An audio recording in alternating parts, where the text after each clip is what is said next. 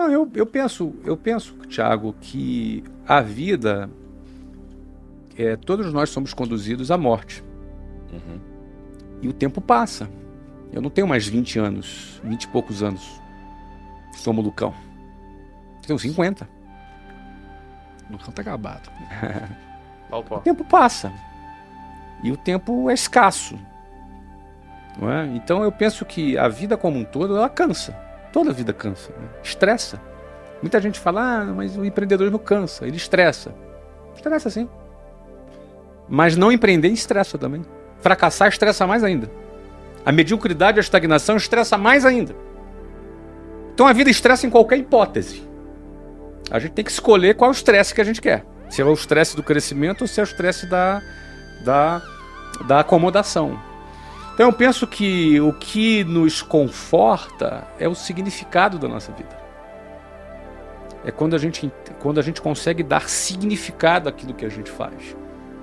Porque se a gente não tiver significado o que a gente faz, uma hora a gente vai encher o saco. Ainda mais quando a gente não precisa mais.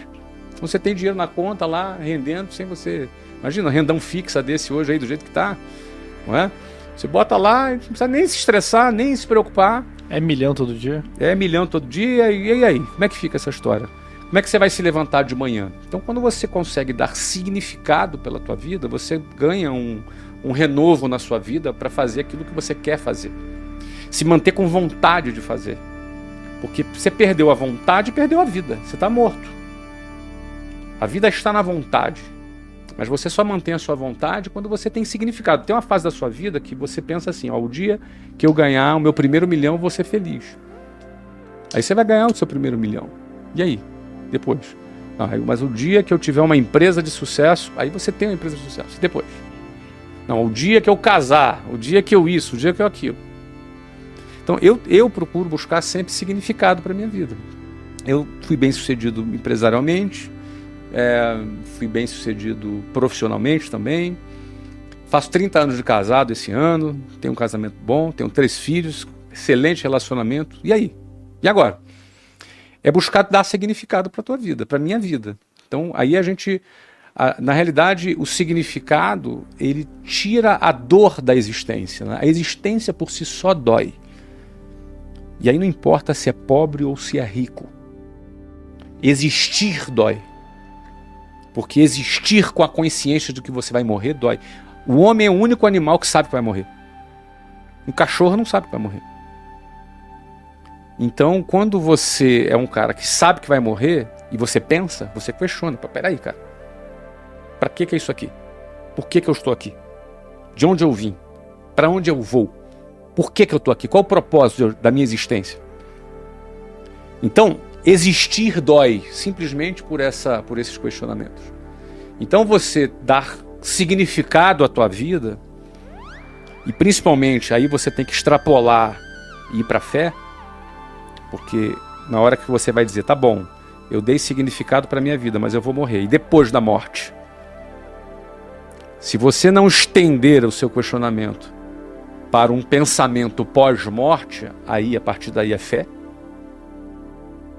Não existe outro algoritmo que defina a não ser a fé. Se você não estiver alinhado nisso tudo, existir dói. Respirar vai doer. Aí não importa qual é o tamanho da conta bancária. Tem atividades que o dinheiro está muito presente. Tem outras que não está. Às vezes o cara é um sacerdote. Perfeito. E a grana, supostamente, não deveria estar dentro do escopo principal dele. Então, e eventualmente ele vai ser bem sucedido, vai escrever livro, vai ser um escritor famoso, vai ter muitos seguidores e vai ganhar dinheiro. Não é? Mas tem atividades que são diretamente ligadas. A área de finanças, você trabalhou como assessor de investimento, o dinheiro era o centro, né, da tua atuação. No meu caso, eu não comecei assim falando, quero ser rico. Não pensei isso. Não pensei mesmo. Você não queria ser pobre? Cara, porque quando você pegava o seu ônibus lotado lá 5 horas, você... começou assim, eu não quero andar de ônibus. Você tinha talvez um pouco de raiva. Eu tinha muita raiva mesmo do ônibus, porque era muito humilhante, entendeu? Nossa, então, era muito humilhante mesmo. Uma coisa é você pegar uma vez, outra coisa é todos os dias por anos. E você vê pessoas dentro do ônibus há 40 anos dentro do ônibus. O que era humilhante pra você, Flávio? Tudo, cara. Tudo, tudo. Você na chuva esperando um ônibus e o ônibus não vinha e você perdia o seu horário. Na hora que o ônibus chegava, tava com gente pendurada na porta, você era obrigado por causa do horário a ir pendurado na porta. Algumas vezes, sabe o que é pendurado na porta? Você acha um pedacinho de chão, mete teu pé ali. É um pé só. É um pé. É um pé E só. segura na parada e você vai pendurado, correndo risco de vida. E aí você para no outro ponto e vem uma cabeçada te empurrando pra dentro. A partir daí você não tem mais controle de pra onde você vai. Você vai na boiada, literalmente, na manada ali. Você Você desce vai. quando der. Você não tem lugar pra você segurar dentro do ônibus, porque se você levantar a tua mão pra coçar a cabeça, a mão tem que ficar levantada. Você entendeu? E aí é homem em cima de mulher, homem se esfregando em mulher, mulher gritando, brigando, dando soco. E aí é briga dentro do ônibus, é assalto que entrou. É você na Avenida Brasil, 40 graus, andando, lotado, o ônibus quebra e você tem que descer e fica ali 2 horas esperando e chega o próximo ônibus, é todo mundo amassado dentro do ônibus. E isso é humilhante. Mas, Flávio, isso daí era ruim. Não, isso era muito ruim, cara. Agora, humilhante, acredito que tem algum componente de você olhar pro lado e sentir humilhado, né? Porque Não, mas é humilhante pelo Estado. Na minha visão, pelo Estado. Pelo descaso do Estado, que de 4 em 4 anos aparecia um palhaço lá, um político palhaço, te fazendo promessas, não é? Te fazendo a tua cabeça Como ali se com uma ele fosse série de mudar. congressos, como se ele fosse mudar alguma coisa, e anos se passam e tudo continua como está. Na realidade, isso é o reflexo do descaso do Estado com aqueles que têm uma exclusão geográfica, que é o que a gente chama, é o cara que mora longe, é o cara que mora na periferia. Né? Esse cara é visto como um número, como um desqualificado, um número dentro de um ônibus lotado com 8 pessoas por metro quadrado. Então, quando eu te falo humilhante, não é uma pessoa humilhando a outra, né? Estão todos no mesmo barco, vivendo aquela situação indesejável. Mas que ele tem que se submeter porque ele não tem alternativa. Então, por isso que eu acho que esse cara é um guerreiro, você entendeu? Esse cara, ele tem que enfrentar, já com 10, 11, 12 anos de idade, você entra num ônibus daquele, cruzando várias favelas no Rio de Janeiro, ele tem que enfrentar uma situação dessa. Meus filhos nunca pegaram um ônibus na vida, não sabem nem o que é isso. Agora, grande parte da população brasileira de São Paulo, aqui da periferia, do Rio de Janeiro, vivem essa situação. Minha primeira atividade que eu fiz, minha primeira iniciativa que eu fiz, eu tinha um relógio, que era um relógio, sabe? Eu tinha um relógio. Era um relógio de calculadora, vocês lembram o relógio de calculadora? Lembro. Cassiozinho. Eu tinha um Cassiozinho de calculadora. Adorava relógio. E aí a primeira coisa que eu fiz foi vender esse relógio, que era um presente que eu tinha ganhado. Aí eu vendi esse relógio. E com o dinheiro que eu vendi esse relógio, eu comprei mais outro relógio. E aí vendi esse relógio de novo. E com esse dinheiro, eu comprei outro relógio. E meu relógio foi melhorando. E vendi esse relógio de novo. Na terceira ou a quarta vez que eu vendi esse relógio, o cara que me vendia o relógio, o meu fornecedor de relógio, já comecei a conquistar um pouco a confiança dele. Então eu comprei um relógio novo e peguei mais 2 em consignação. Ele já confiou em mim, já me conheceu, confiou em mim que eu iria pagar ele. E aí eu vendi os 3 relógios. Levei, uma semana depois, o dinheiro. Ganhei o meu dinheiro do meu relógio e a comissão dos outros 2 relógios. Ou seja, o lucro do outro 2 relógios. Paguei os 3 relógios para ele. Comprei 2 relógios e peguei mais 2 consignados. E vendi os 4 relógios, e assim foi, assim foi. Eu acho que eu vendi uns, sei lá, 150 relógios. Você foi na caruda. O que é caruda? Você foi Você chegava na rua e tava vendo relógio, você ligava pra mim. empresa. Como que foi não, isso? eu comecei a vender assim. O primeiro relógio que eu comecei a vender foram pros meus amigos. Porque você não tinha técnica de venda, você não Não. estudou isso. Você foi Não, na caruda. Eu fui na intuição. Uhum. Tá? Na intuição. Então, e relógio é um produto muito simples de vender, não requer muita técnica. Então, Você põe no pulsão Ainda e mais fala um assim, que olha fazia como que fica cálculos, bonito. Não sai mais. mas naquela época tinha uma linha que Então. existe até hoje, que é a linha Citizen ProMaster. Fiz a propaganda para Citizen aqui agora. Mas tinha um que estava muito na moda, era o Windsurf, não sei se vocês lembram, era um que tinha uns desenhozinhos assim, e era muito desejado. E eu vendia esse tipo de relógio. Não é? Então, assim, os jovens gostavam muito de comprar esse relógio. Então, eu comecei a vender para os meus amigos, amigos do bairro, amigos da escola. Daqui a pouco eu comecei a vender para vizinho do amigo. E o negócio começou a rodar. O negócio começou a rodar. E eu lembro que tinha um jornal chamado Jornal Balcão, no Rio de Janeiro, que era um jornal de classificados. A gente anunciava, eu anunciava o relógio lá, mesmo antes de ter o relógio, porque eu sentia qual era a demanda que tinha pelo relógio, e aí eu comprava, e o relógio juntava as pontas, entendeu? Então eu comecei a vender. Então essa minha experiência vendendo o relógio, ela me trouxe duas coisas. Primeiro, eu já estava namorando, e era muito ruim para mim ficar pedindo dinheiro pro meu pai. Tinha acabado de ser expulso da escola, uma história que todo mundo já conhece. Uhum. E aí o que acontece? Eu comecei a primeira coisa, eu comecei a ter dinheiro para poder sair com a Luciana. Então essa foi meu primeiro conquista. Não precisa pedir dinheiro pro meu pai para sair com a namorada. Não é? Depois, num segundo momento, quando eu comecei a vender com um pouco mais de escala, eu fiquei vendendo relógio por um ano. Não sei se eu vendi 10 relógios por mês, talvez, em média. Mas imagina aquele mês que eu vendi 20 relógios. Eu não me lembro quanto eu ganhava por relógio. Mas, aliás, eu tenho aqui uma... Vamos ver se eu acho aqui enquanto eu falo. Eu tenho aqui uma prestação de conta dos meus relógios vendendo. Eu achei esse dia na minha agenda, né? Que isso. Mas aí o que acontece? Eu comecei a questionar, de novo questionando. Porque o que eu ganhei vendendo aqueles relógios já era mais do que o meu pai e a minha mãe ganhavam no mês. Eu tinha 18 anos vendendo relógio. Claro que foi um mês. Mas quando eu ganhei aquele dinheiro, eu gostei de ganhar aquele dinheiro. E eu me senti assim, cara, por que as pessoas pegam 2 horas de ônibus para ganhar um salário mínimo? Por que elas fazem isso? Elas não vendem relógio. Eu tinha a sensação que eu tinha uma fórmula que fazia as pessoas saírem daquela situação delas. Eu tive a sensação de ter descoberto um caminho de saída. Porque, cara, eu ganhei, sei lá, 5, 6, 7 salários mínimos no mês vendendo relógio.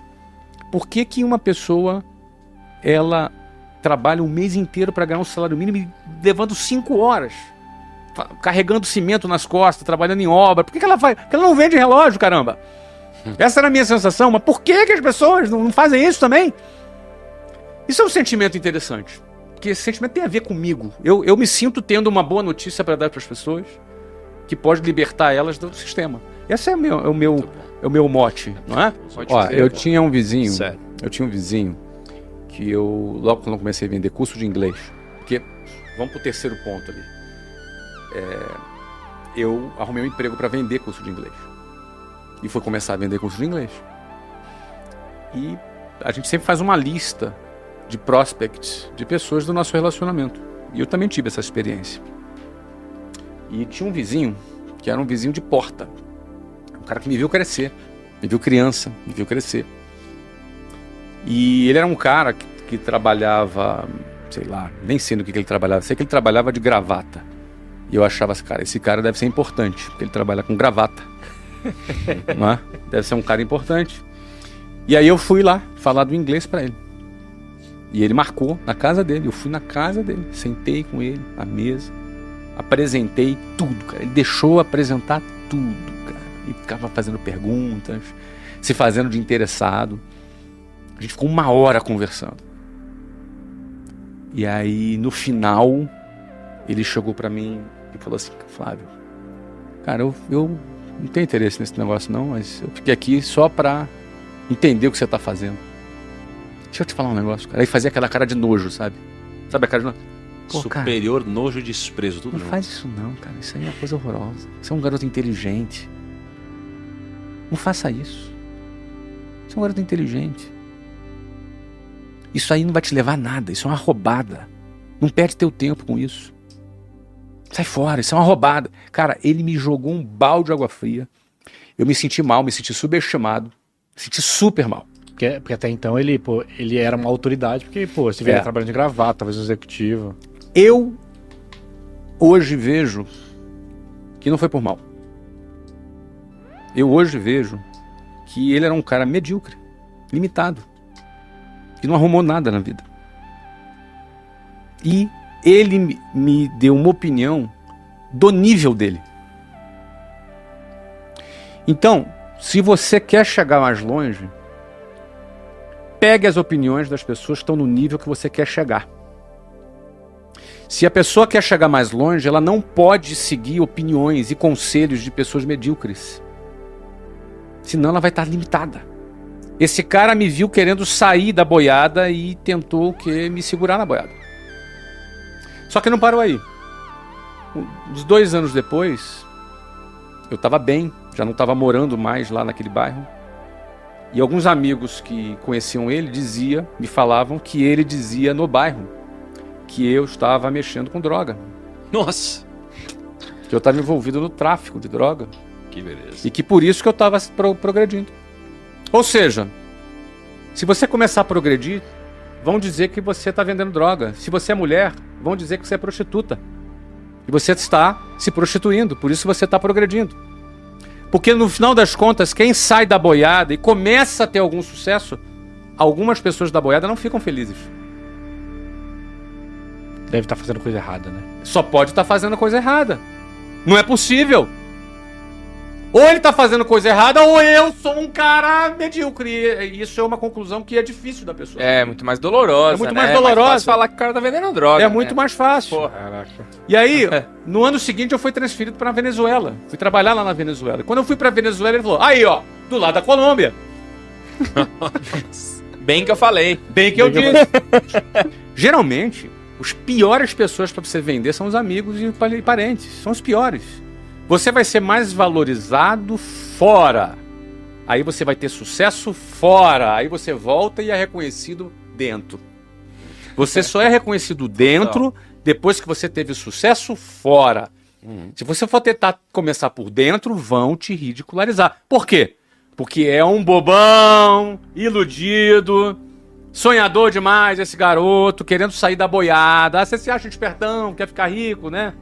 Enfim. É assim. Então, esse segundo ciclo aí é o ciclo de você vencer os seus peers, vencer os seus próximos, porque é muito difícil. Então, o cara tem que vencer muita coisa para sair desse processo. A minha escola é vendas. E você só tem um jeito, não existe 2 jeitos, nem 3 jeitos, só tem um jeito de ser bem-sucedido em vendas. Se você administrar frustrações. Não existe como ser minimamente bem-sucedido em vendas se você não souber administrar frustrações. E eu fui muito bem-sucedido em vendas. Eu, como profissional de vendas, em 4 anos, eu saí de vendedor, supervisor, gerente júnior, gerente master, fui diretor regional e, por fim, fundei a minha própria empresa atuando em vendas. Ou seja, eu vendi para cliente, eu formei pessoas, eu liderei líderes, ou seja, toda a escala das vendas. E essa escola das vendas, ela é basicamente uma escola de frustração. Por quê? Porque, principalmente do jeito que eu vendia no orelhão, no telefone público, da época que não era nem cartão, era ficha telefônica, tipo uma moeda. Eu andava com talvez 1 quilo, 1,5 quilo de moedas no bolso para telefonar. Não existia celular quando eu comecei a trabalhar. Quanto tempo que a ficha durava? Tipo, 3 minutos. Ela tinha 3 minutos pra vender. Você metia ficha? Eu botava mais ficha. E o contato não era para vender, era para marcar uma visita. Então, eu já começava acordando às 5 da manhã para chegar às 8, pegando o ônibus cheio, chegando lá, indo pro telefone público, era na rua. Telefone na rua no Rio de Janeiro, 40 graus no verão, para pensar. E eu de gravata, 40 graus no verão, no telefone público, falando com as pessoas, marcando uma visita para falar com as pessoas. E aí marcava uma visita, às vezes, na Barra da Tijuca, eu estava no centro do Rio, na Barra da Tijuca, em Campo Grande, em Nova Iguaçu. Era só para ir para a visita, era mais 2 horas de ônibus. E às vezes chegava lá, na visita, cara marcou comigo. Eu tocava na casa dele ou no escritório dele. Já aconteceu muitas vezes. Na casa dele eu tocava e o cara não atendia. E eu via pessoas falando dentro da casa. Eu sabia que tinha gente dentro da casa. E o cara simplesmente não atendia. Tomava uma torta na cara, um bolo. Voltava para mais de 2 horas lá para o centro do Rio. E às vezes no caminho da casa até o ponto de ônibus andava uns 15 minutos, aí chovia. Eu ficava todo molhado. Entrava num ônibus, todo molhado, para voltar lá para minha base e continuar trabalhando. Então, imagina a quantidade de frustração todos os dias que eu tinha que lidar. A escola de vendas te ensina a lidar com frustração. Como é que a gente lida com frustração? Existe uma estatística de conversão. A estatística de conversão não tem jeito. Eu vou ligar para 30 pessoas, eu vou marcar 5 visitas e vou fazer 2 vendas. São 28 nãos para 2 sims.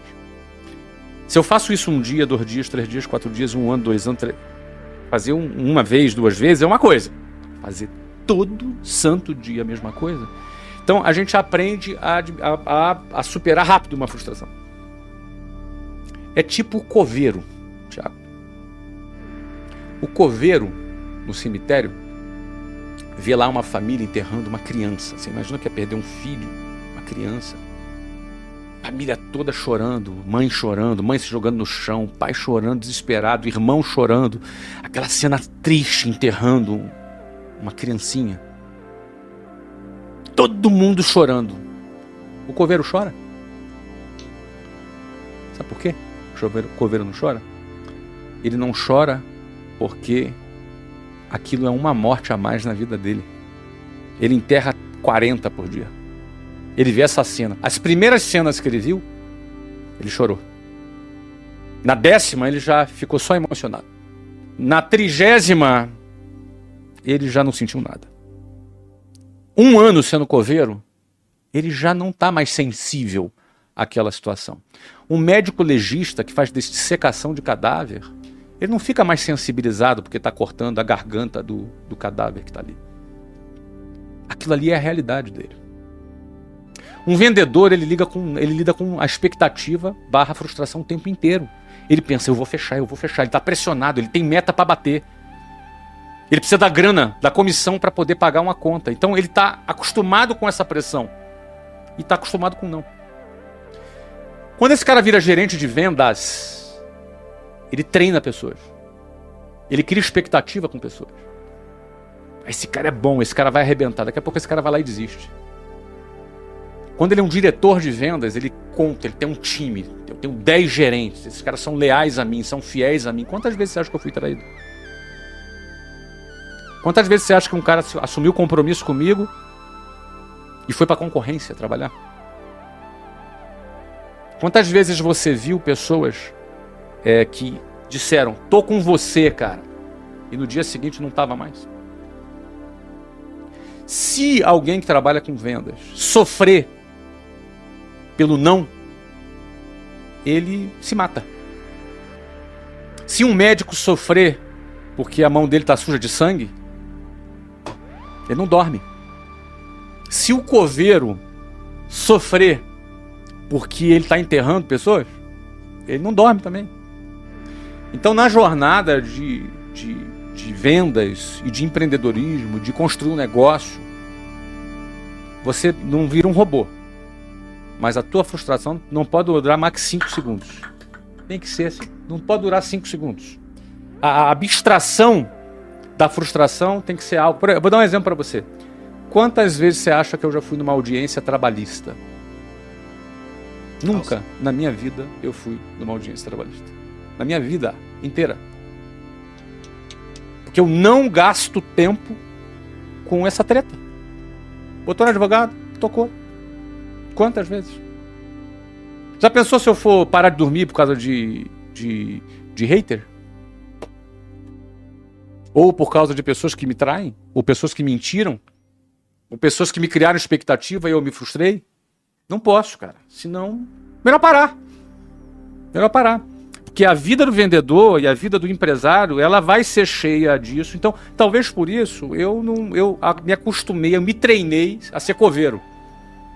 Eu me treinei a pegar uma frustração que eu tenha, já depositar no passado, num lugar onde eu não tenho acesso, onde já não me afeta. E olho para frente. Porque senão vai ser terrível. Eu trabalho com muitas pessoas e acredito nas pessoas, deposito confiança nelas, porque tem esse detalhe. O cara que não supera frustração, ele vai ter dificuldade de confiar de novo. Aí o ciclo é pior ainda. Então, eu confio, eu mergulho de cabeça, acredito e confio. Se a pessoa me trair, eu pego ela e troco de prateleira, boto ela numa outra prateleira e já não me importo mais e vou pra frente e vou acreditar no próximo. Porque isso me protege. Senão, dói demais. A dor é muito grande. Talvez por isso eu não me lembre aí de alguma dor que eu esteja sentindo.